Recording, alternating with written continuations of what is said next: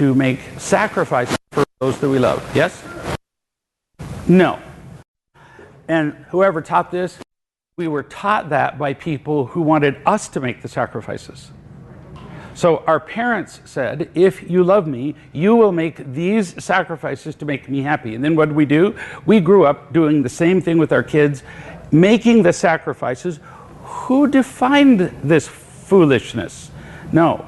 Unconditional loving means I care about your happiness without wanting anything in return. Your happiness, notice it says, not your comfort. I don't give a crap about your comfort. I care about your happiness because, so imagine that I'm the coach of a basketball team and I'm training my basketball players.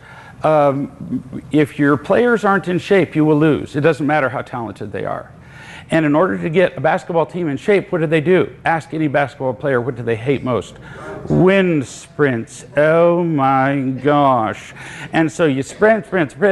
They work until they can hardly breathe. Well, gosh, I wouldn't want them to be uncomfortable. So you guys, whenever it gets uncomfortable, you just stop. We have some armchairs, some lazy boys over here that you can sit in, and some flat screen TVs you can watch when you get tired. That team's not going to do well.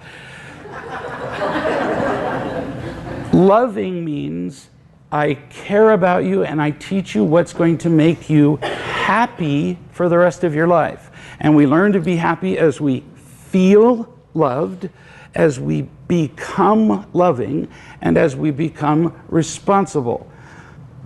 So your job is to teach Alina to feel loved, which she doesn't, because you don't have it. Not your fault. Everybody get clear on this? Even though it sounds harsh, 0 of this is your fault. You didn't have any of the equipment to teach her with. None your fault. Your job is to teach her to be loving. You can't be happy in life if you're a selfish pig. You can't. Let me prove it. The DSM. What's the ultimate selfish pig in a DSM? Narcissistic personality disorder. Unless you know a disorder more selfish than that. Do you know one? I don't either. They're really pretty dramatic. Are they happy people? No. So you have to feel loved, you have to be loving, and you have to be responsible, meaning responsible for your own feelings, responsible for your own choices, responsible for the consequences, responsible. And right now, she doesn't feel loved. She isn't loving toward anybody. All she cares about is herself. And you couldn't be a whole lot less responsible. She doesn't do anything. This kid is doomed. The three-legged stool of happiness, loved, loving, and responsible. This kid doesn't have a single leg. She's falling off a cliff.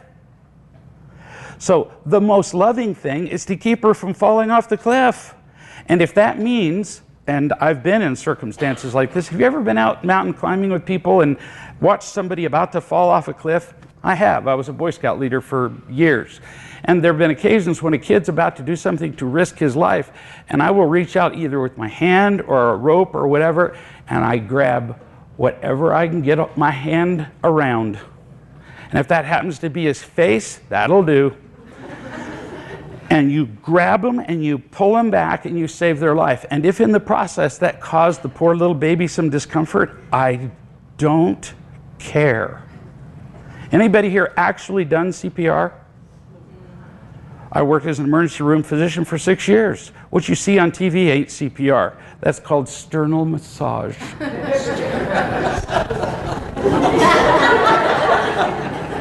Are you liking that? Yes. Roughly 20% of the time, if you're doing this correctly, you should be breaking ribs. It's violent. You're squishing the heart between the sternum and the backbone. That's what you're doing. And when somebody survives a CPR and they have to treat him for a cracked rib, you think I go apologize? So sorry I broke your rib. No. Doesn't even cross my mind. And that's what we're doing with these kids. So the most unconditionally loving thing sometimes, looks really harsh. And that's what you have to tell your husband. She's dying. When she gets pregnant, when she gets drunk, when she goes off the road, when she's so irresponsible and she's stoned one night that she falls off a cliff, then what difference is it going to make that you go, oh gosh, maybe you were right. A little late now.